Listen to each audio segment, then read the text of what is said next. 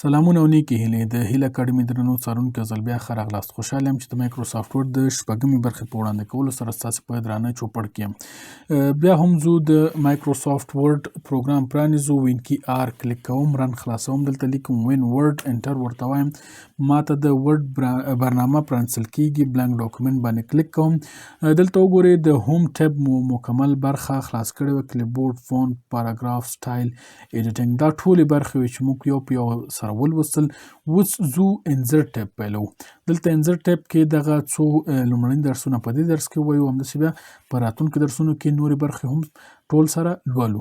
دلته په انزرټ ټیب کې لومړی د پیجز برخه ده. دلته کور پیج ده. کور پیج څه معنا؟ کور یعنی پوښ.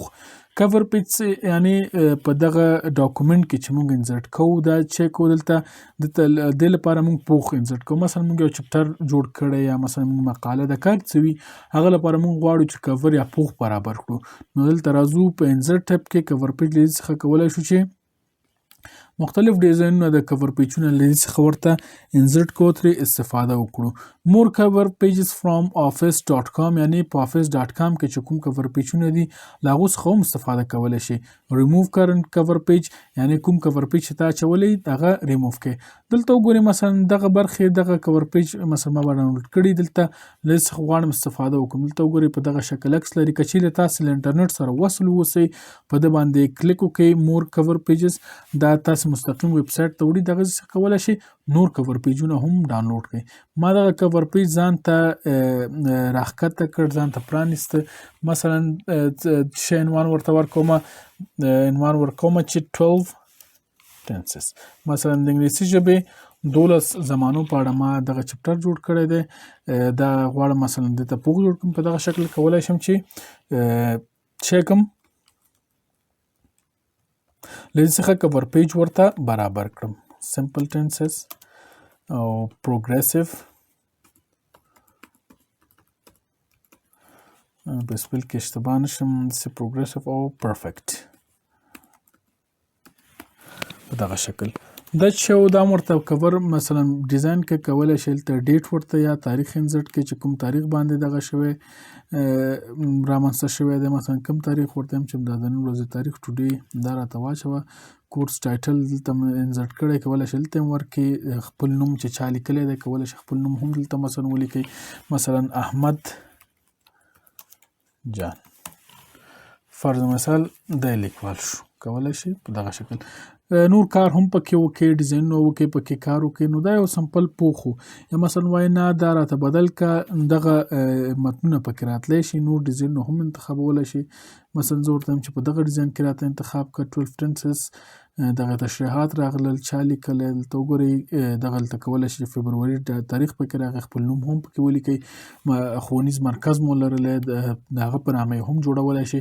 نو مختلف ډیزاینونه دي، له دې څخه پکې لا نور کار کولی شئ. دلته په ورډ آرټ کې نور بوکسونه پکې اچولی شئ، کار کولی شئ، عکسونه خپل ځان نه پکې راوستئ. دا راتلونکي درسونه د وایو، خو له دې څخه تیار کور پیج کولی شو انزرټ کو او ترې چیو کو استفاده وکړو. زه راځم ورته یم چې دغه ماته سمه دا ښه ډیزاین د فرض مثال دا ما ورته وکړو. مثلا ته وګورئ د ریاضي دغه د که ریاضي لپاره دی آنلاین کې ډېر ښه کور پیجونه برابرېږي، تاسو کولی شئ ترې استفاده وکړئ.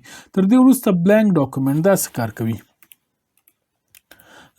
په بلانک ډاکومنټ کې چې کله موږ راځو دا ټول ته کنټرول زیډ وایم، سر نه خالی صفحې ته ځان رسوم. بلانک ډاکومنټ څه کار کوي؟ ګورئ موږ مثلا ما خپل متن دلته ولیکم، رینټ قوس شروع مثلا 200 قوس بند. دغومره متن ما مثلا خپل ډاکومنټ کې انزرټ کړ. دا متن ما لیکلی دی، مثلا دلته وګورئ 12 صفحې ده، تقریبا 12 صفحې ده. زه راځم مثلا ورته وایم چې دغلته د دزې څخه بعد مثلا دا یو چپټر دی مثلا یا یو فصل دی، د نه څخه وروسته بل فصل راته شروع که. نو طبعا کله چې فصل بدلیږي هغه دغه چی کوي، یو که ورقه په نیمه کې هم وي هغه ورقه پرېښودل کېږي، د بلې ورقې نه نوی فصل شروع کېږي یا نوی موضوع شروع کېږي. ته غواړې له بلې ورقې څخه شروع کړي، هغه هم کولی شي له دې څخه کړي. بلانک ډاکومنټ ورته وایم، بلانک پیج وبخئ، یعنې چې که له دغه څخه وروسته ماته یوه سپینه صفحه راوله. دلته وګورئ چې مو کړ دغلته له دې څخه غواړم چې دلته یو سپینه صفحه راته راشي، یعنې دا په بله صفحې کې لاړ شي او دلته یو سپینه صفحه هم راته راشي. په دې باندې کلیک کوم، دلته وګورئ سپینه صفحه راغله او دې نه وروسته په راتلونکې صفحې کې دغه پاراګراف چې دلته انټر کړی وی لاندې مو ویلې وه هغه چې شو دلته راغی. او یو بل دلته لرو بریک پیج. دا څه کار کوي؟ بریک پیج فقط دومره کوي چې دا د دې څخه ورته کټ کوي، له دې ځای نه شروع کوي او نور پکې څه کار نه لري. مثلا د کوم ځای نه غواړي چې دغه کې مثلا دغه سیف نه غواړم چې دې نه وروسته راته دا بلې صفحې ته ویسه کلیک ورباندې وکړه. ګوره سیف په دې صفحه کې راغله چې کوم اولو او دا چې شو دې څخه ایسته شو. دا بریک پیج کار کوي. د بلانک پیج او بریک پیج ترمنځ توپیر څه شی دی؟ بلانک پیج چې دا تاسو ته یوه سپینه صفحه خالي صفحه چې هېڅ متن پکې نه وي، که هغه د کتاب په منځ کې د ستاسو د مقالې په منځ کې هم تاسو سپینه صفحه تاسو ته ضرورت وسي، مثلا تشریح ورکړی غواړئ یو عکس واچوئ په یوه مکمله صفحه کې، بلانک پیج باندې کلیک وکړه مکمله سپینه صفحه درته راځي، هلته کولی شئ پکې اضافه یې کړئ. او بریک پیج چې دا فقط دومره کوي چې هغه څخه صفحه قطع کوي، اما کوم عنوان چې غواړي تاسو لاندې بوزي بلې صفحې ته وړي. ډېر لږ فرق کوي. کله چې تاسو دغه حالت سره مخ شوئ تاسو ضرورت بیا کولی شئ د توپیر په عملي کې لا ښه ورباندې پوه شئ. تر دې وروسته دغلته وګورئ د ټیبل برخه. د ټیبل برخه څه کار کوي؟ یو ځل بیا راځو دلته، مثلا زه ورته وایم چې دغه ځای کې ماته یا ټیبل یا یو چوکاټ ضرورت دی، دا مې انټر کړه، دلته راغلم ټیبل باندې کلیک کوم. ښه دلته وګورئ په دغه شکل ټیبل موجود دی، په دې شکل 10 خانې لري او په دې شکل 8 خانې لري. که دومره دې ضرورت وي کولی شئ له دې څخه کم و زیات یې هم کړئ، ځان ته انزرټ کړئ.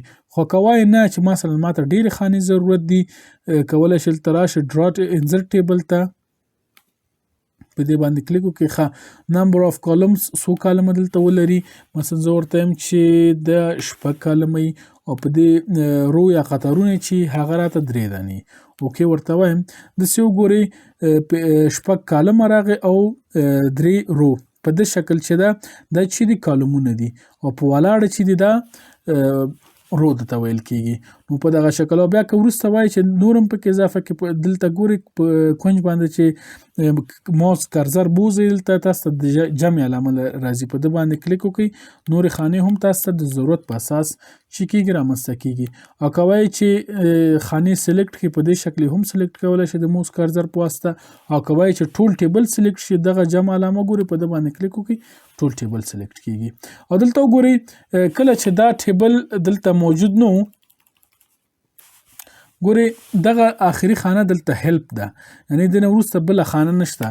زه دلته راځم کله چې ټیبل انزرټ کړم، مثلا ماته دغومره خانې په کار دي، یا مثلا په ویل چې دلته انزرټ ټیبل کې مثلا تاسې یوه حاضري جوړوئ، مثلا صنف کې 50 کسان دي، 50 کسان چې کوي په حاضري خو په ولاړه لیکل کېږي، ولاړه خانې ته رو ویل کېږي. مثلا 50 نه فرض مثال 13 کسه په هغه شکل دلته مثلا وایي ته حاضري ورته رامنځته کړي. حاضري کې مثلا موږ تدریسي ورځې په میاشت کې څو لرو، فرض مثال 6 ورځې خانې ولري.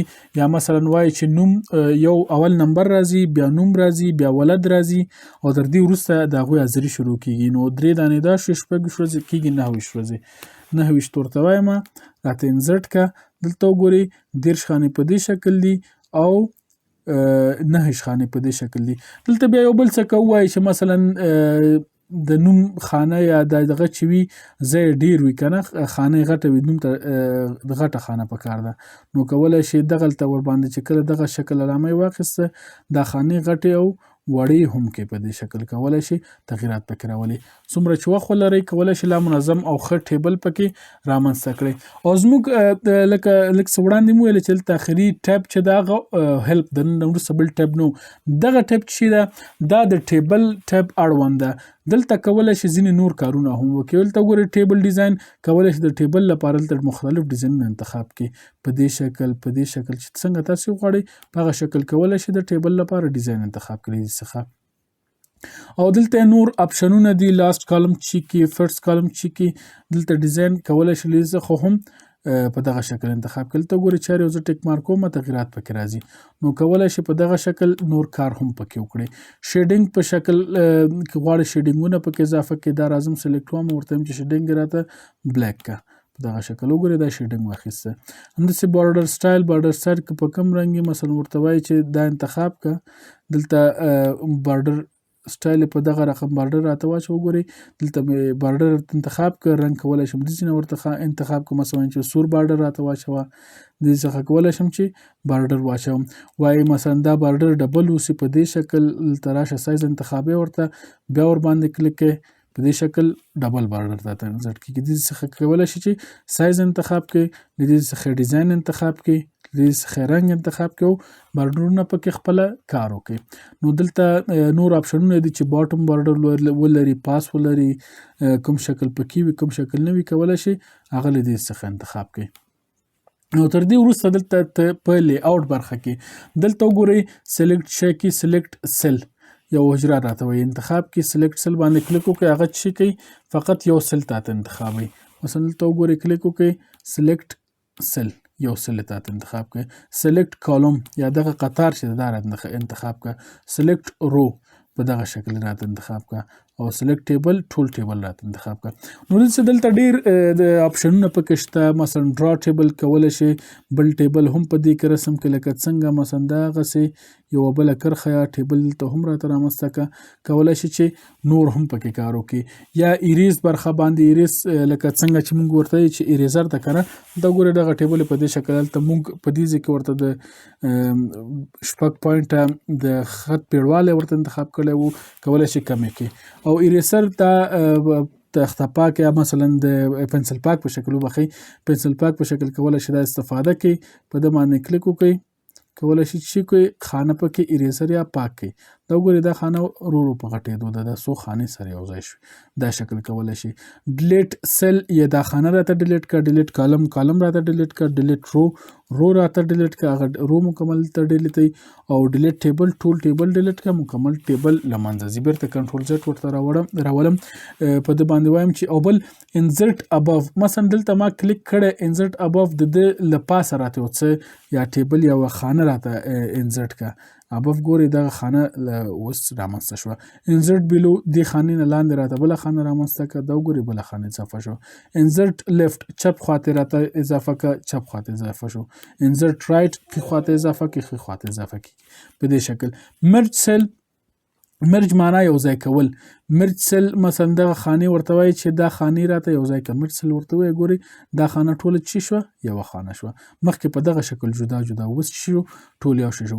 سپلاټ سیلز بیرته دا خانې راته جدا جدا کړه کلیک ور باندې وکړه چې کېږي مثلا څو نمبر آف کالم څو دانې کالمه درته پکې جوړ کړي 15 داسې شي 3 داسې په ده باندې کلیک وکړه.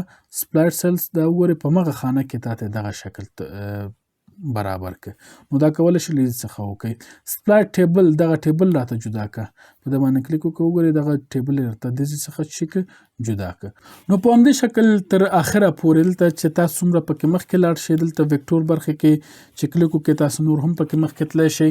نو دا په ټیبل کې یعنې که موږ وغواړو حتی یوه جمعه دوه جمعو پورې موږ په ټیبل کې هم کار کولی شو. خو دې لپاره چې موږ درس ډېر اوږد نه شي او زموږ پروګرام خسته کن نه شي نو تاسو ته په مختصره توګه موږ دغه زده کړیز کورس در وړاندې کوو تر څو په اسانۍ سره زده کړئ او که چیرې تاسو لږ پکې خپله لاره ومونده کولی شئ په خپله پکې مخکې لاړ شئ لا ډېر پوه شئ. دلته مثلا دغه هم برخه هم مهمه ده دا څه کار کوي هایټ څومره هایټ ولري دلته کولی شئ دې څخه دغه یوې خانې جګوالی څومره اوسي دا کولی شئ دې څخه انتخاب کړئ. ویت څومره مثلا پراخوالی څومره ولري کولی شئ دې څخه څومره چې زیاته دې څخه چې کېږي زیاتولی شئ نو دا کولی شئ دې څخه وکړئ. او ده کې بل مثلا دغه مثلا دې کې دلته زه خط لیکم دا وګورئ مثلا زه ورته وایم چې افغان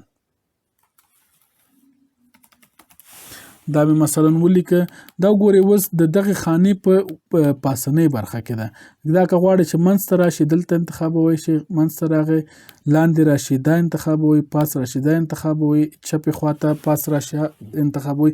نو دلته وګورئ چې کومه نښې ورکړې په مغه شکل دا رامنځته کېږي. ټکس ډایرکشن ورته کولی شي انتخاب کړي چې په دې شکل اوسي په دې شکل اوسي چې رقم تو غواړئ په مغه شکل درته برابروي دې څخه چې کېږي خط تاویږي.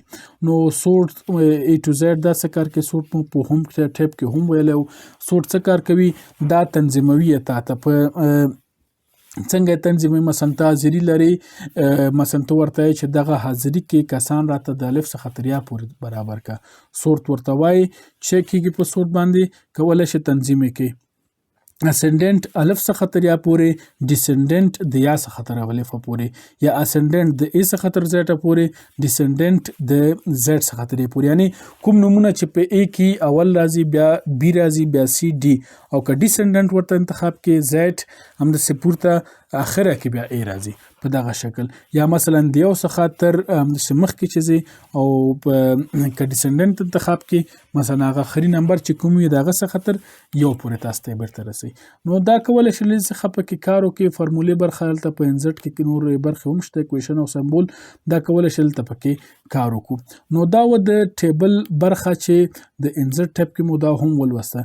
نن مو دغه څلور برخې زده کړې. خدای دې وکړي چې یو څه مو ترې زده کړي وي. انشاءالله په راتلونکي درسونو کې پکچرز، شیپس او دا برخې به هم ولولو. خدای دې وکړي چې ملتیا مو وکړي. تر بیا ښې چارې.